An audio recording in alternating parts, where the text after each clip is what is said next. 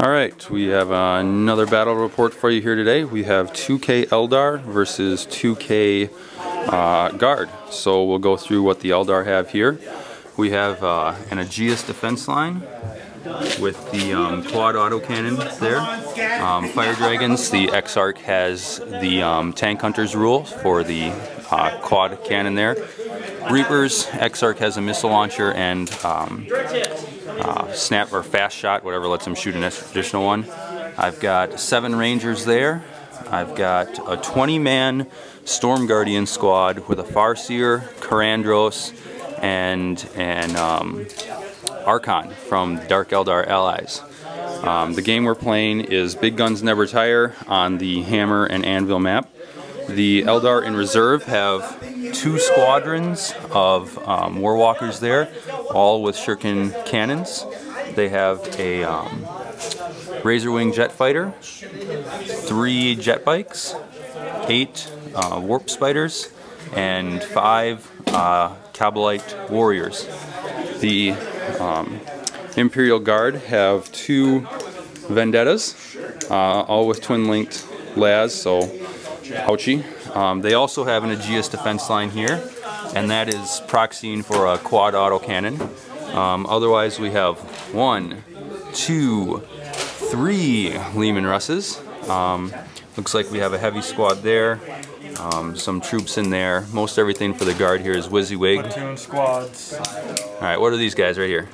All these are veterans. Veterans? Veterans and veterans. And snuck over there. More veterans. Company command squad's over there. His Warlord trait allows him to outflank. My Warlord trait is not going to do anything for me this game because that is the one ruins over there. We have 5 objectives. One of the objectives is right there. One is there.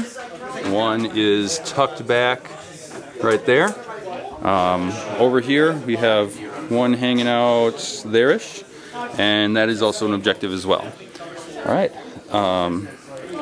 so the Guard have first turn, and the Eldar are going to attempt to seize the initiative. Can you see that? I can see that. Okay, they totally did not. Alright, we'll come back to you after first turn. Okay, we have reached the end of the Guard's first turn. The Eldar still have to go yet, but we'll give you a quick cap down of what happened. Basically, Guard used all their bullets and shot at stuff. The Storm Guardian squads here, you can notice a row of about 6, 7 guys that are gone. That 4+ cover save really helps them out, and they managed to nail a Fire Dragon over there. So that was it for Guard shooting. We're moving into the Eldar turn. Okay, the Eldar had a pretty quick turn there. Storm Guardians all ran up. They're now fortuned. I killed the Sergeant out of that squad with snipers. I shook that Chimera and I mobilized that Chimera. And that's all that happens. We're moving into the top of turn 2. Okay, Guard had the top of 2 there. This guy came on outflanking, and those Storm Guardians are really taking hits from Flamers and lots of Lemans here. I lost 7 more of those guys this turn. Also lost a Fire Dragon, including the Exarch, from, you know, the closest guy has to die. The other 2 are pinned, and that was it for the Guard. Now we have the Eldar and the reserves coming in. Alright, we've gotten through the bottom of 2 here. The Eldar have gone. We have a lot of reserves that came in here. Blew apart a Leman, blew apart a Chimera. That squad is fleeing. We destroyed that Chimera and the guys bailed out. Otherwise, those guys they were attempting to assault there, which is 7 inches away. And even with fleet, I rolled 3. Twice. And they're going to stand there. So that's where we're at. We're going to the top of 3. Okay, we have gone through the top of 3 here with the guardsmen. Both of the vendettas came in.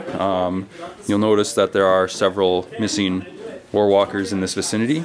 Also lost a couple guardians and 2 of the reapers. Focus, damn it, camera. There we go. Alright. Otherwise, that was about it. We did discover that the guardsmen have the plan that since they are on top of this building, which is just terrain and not a fortification, and we considered it impassable, they're probably going to jump down onto the objective at the end of the game. So might have to put the kibosh on that. But we're moving into the bottom of 3 and the Eldar's turn. Okay, so we did the bottom of 3 here. Eldar struck back pretty well, I'd say. Over here, that squad got off a good-sized multi-charge, killed the squad that was there, blew away the Lehman, and stunned the Chimera. He assaulted in, killed 1 guy. These guys took out that heavy weapons squad. Over here, the Razor Wing jet fighter plowed into the big mob of guys that were stuck in there. Killed a whole bunch. Both squads did pass their leadership tests. Other than that, not much happened. So we're going to the top of 4. Okay, started moving here for the Eldar, but we'll do the Imperial Guard side of things first. Did some shuffling around there so he could move squads around. Still use that gun. These guys sprinted up there. The Vendetta decided to, you know, punch Reapers in the face with las cannons. Yay! Other than that, Warp Spiders came in over there. Actually, we'll do that in the Eldar side. Alright, during the Eldar turn here, the Razor Wing bugged out. Those guys over there stayed locked in combat. These 2 guys did a spectacular job, shot the Chimera over there and rended it to death. Karandros' squad managed to make an assault. One of the guardsmen did actually manage to put a wound on Karandros, which was the only wound for that squad.